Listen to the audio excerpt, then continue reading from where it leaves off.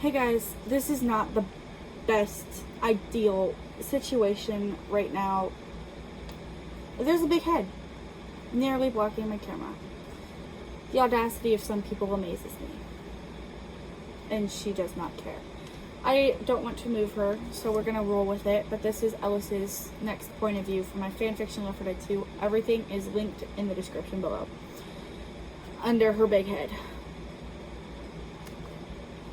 We're gonna roll with it. Susie came to the auto shop every day, and I think it was so she could have lunch with me. It made me feel special, and I always made sure she had somewhere to sit. We talked about life and our experiences, and we talked about a future together. She made me happy, and I was thinking about marrying her. I know it was soon, especially since I was young, but she made me happy. No. Don't get married young. Make sure you know that they're the one. We talked about how we might have kids one day, and it made me excited to think that I was going to be a dad someday. Your big ears. Okay, I love you so much, and I didn't want to move you, but I gotta scooch you over just a little bit. Just a little bit. You can sit there. Special guest, what a jerk. I wanted a son, but I didn't know if I wanted to go as far as naming it after me. I had a kind of girly name. Stop, you're in the way. Oh my god, she looks so big. I had a kind of girly name, to be honest. Susie was okay with whatever we would name our kid, and we had plenty of time to think about it, since she wasn't even pregnant. We spent weekends together, watching movies and making out sometimes. We were both ready to go a little further, but we were both too shy to make the first move. I was definitely too shy to tell her I was ready, but we both knew it. Eventually our kissing turned into something more, and I was scared she'd ended up pregnant. Thankfully, she got her period a week later, so we were good, but we agreed to talk to each other about when we wanted to start it more often. Specifically because we didn't know if we wanted to have kids quite yet. We didn't even live in the same house. Josh was a little jealous. He could practically hear it whenever I talked about her. I hoped he'd find someone good. He deserves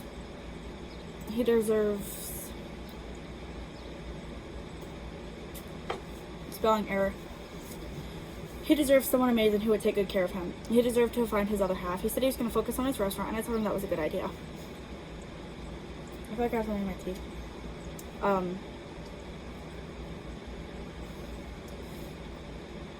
I don't even know what I was going to say. I had like something to comment on, and I don't remember what it was. I got distracted. Keith was released from the hospital a few days ago, finally coming back to work after the doctor told him no more doing things like what we did. I knew Keith let it go in one ear, not the other, if he can even still hear. Keith's been through so much, I'm surprised he's even still here. I'm grateful for him, and sometimes I wonder if he does all these dumb things because he's trying to die. I would be sad without him. Dave would too, but his would be a different kind of sad. He'd miss one of his friends and bosses. I'd be missing one of my best friends. Someone who was like a big brother to me. I was half tempted to ask him why he did all the dumb things he does, but I don't want to offend him. I think I'll just keep to myself until he ends up hospitalized again, which is hopefully never. That Sunday approached quickly, and I went to church and then to Mom's. We drank coffee and talked about how we'd been. Nobody had heard from Skylar, and we hoped she was doing okay. It had been a long time since we'd heard from her. Sorry. I feel like there's a little bit of repetition there. I told Mom more about Susie, and she suggested that I bring her over next Sunday. That was a good idea. Why didn't I think of that? Sure thing, Mom. I don't know why I didn't just bring her today. Mom laughs. With how much you talk about her, she might as well be sitting with us. It's nice to find someone like her, though, Ellis. You need a woman to settle down with. She meant she wanted grandkids, and I would bless her with them when I was ready. We talked about having kids, Mom. We decided that we gotta figure out that first. Oh, we gotta live together at least. I ain't trying to leave a house I just paid off, and she don't really want to leave her house either. Yeah, you should figure that out. Look at it in the light of what's best for your kid. Who's got more room? Who's got a bigger yard, you know? Yeah, I got it all, but she ain't really budging. I feel like that's, like, not necessarily true. I have another straw for you, by the way. I just now realized that. She's sleeping with her chin on the corner of my computer. Like, right here, just under this. Like, this is my knuckles. So, like, my knuckle of my other finger, like this, going like this. My middle finger is along the top of the screen, so she's like right here with her chin right next to it, sleeping. She will. Just mention that your interests are for the baby, not yourself. I nod, and Mom gets up to make dinner. Sometimes I spend a little extra time with her on Sundays, just because being around Dad all the time must be exhausted. Josh came over to you from time to time, but lately he's been working on making his restaurant famous. I hope he does real good. He's making everyone proud. We ate dinner talking about where we thought Skylar went. I guess she ran off with some boy. She might not even be in med school. I hugged Mom tightly when I left. Fist bumped me, my dad, and leaving.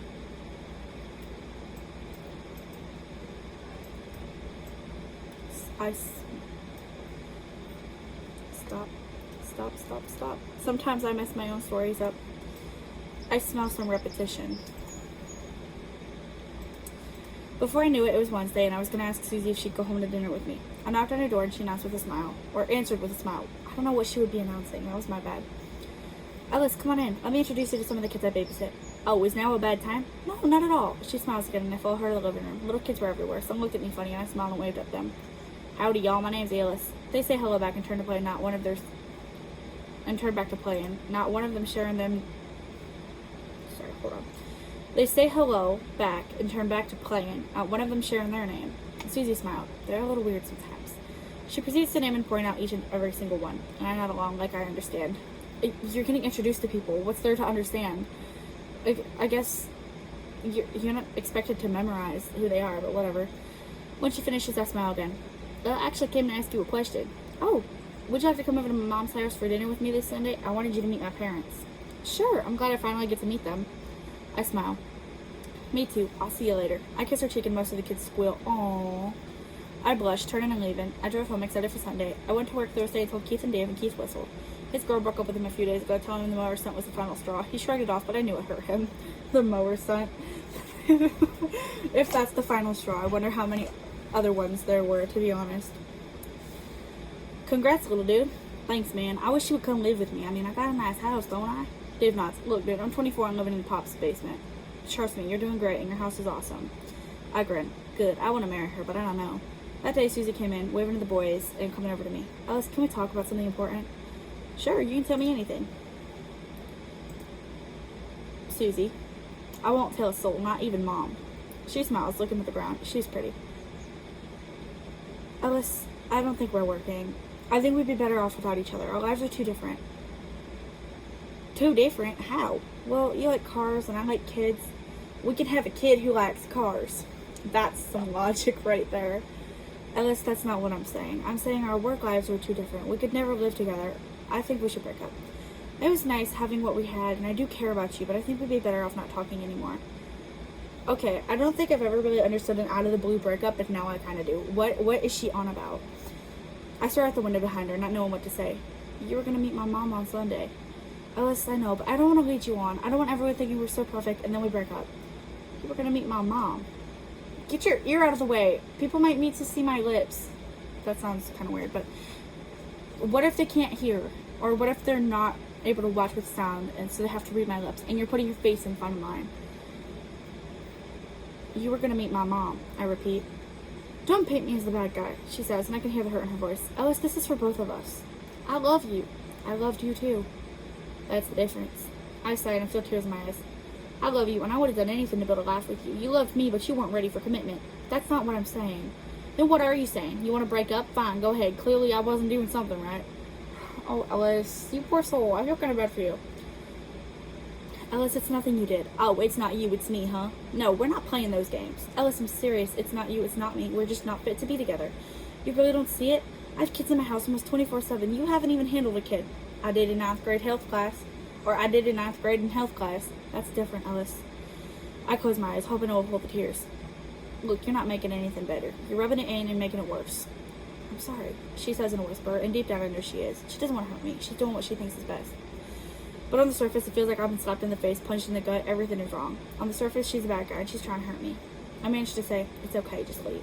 She did, and I didn't see her anymore. Sunday passed, but I didn't stop by to see Mom. She called me, and I told her I'd be over next week. But next week, I skipped too. She knew something was up. Keith and Dave were getting worried for me. I wasn't focused when I was at work. Oh no, it's glitching. Sorry, I scare myself sometimes. Oh. Stop! It's going too fast. I'm trying to scroll down gently, and it's like skipping pages. I hate when it does this. Google Docs really do be jump scaring me though. Whenever you're ready.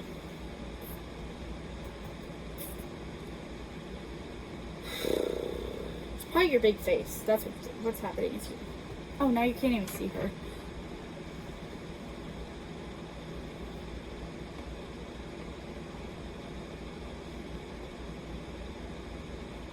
I just want to go back to where I was. I'm trying to read. Oh, what the heck? My whole screen froze. Oh no.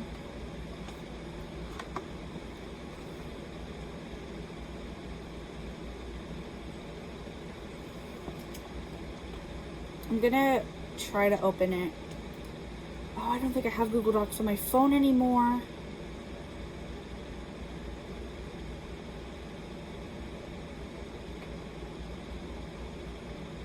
I don't. I ran out of storage space and I deleted Google Docs off of my phone. Okay.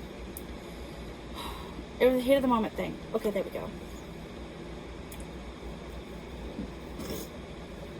I wasn't focused when I was at work. I never had my heart broken. I didn't know what it felt like. I turned to drinking, waking up with a hangover for a while. It felt right. I finally went back over to Mom's on Sundays, and she was happy to have me back. Now, Ellis, you haven't told me why you suddenly stopped coming over. She set food down and took her seat, and even Dad seemed interested. It's a long story. We've got all night, honey. Well, you probably noticed I didn't bring Susie. Oh, my God. A part of me wanted to call her Susan just because she hated it, but that would be petty. Besides, she wouldn't even be affected, so what good would it do? Mom nodded, and Dad was eating. Well, she said she would come over with me on that Sunday. I asked her Wednesday, and she said she would, but she didn't. She didn't come because she broke up with me on Thursday. Oh my God, he's got the days. Oh, Ellis. Mom takes my hand, smiling. I can't say smiling. It doesn't sound right. Smiling sympathetically. Sweetie, if she broke up with you, she doesn't deserve you. You're a true sweetheart. I nod. I know. She said we're too different because she handles kids all the time and I ain't got any experience. I didn't think that mattered so much. She also said I like cars, like it was a problem. Ellis, it just means she isn't the one. Mom smiles. The right girl for you is out there waiting for you. She's waiting for you to tell her everything about Keith and cars and tell her all of the stories you've collected over the years. She'll love every part of you from the child at heart to the grown man on the surface. That's kind of weird, but I guess that needs reworded. That sounds kind of awkward. I promise. You just wait. You'll meet her soon. I smiled too. It was nice to think there was someone out there for me who would like me for who I am.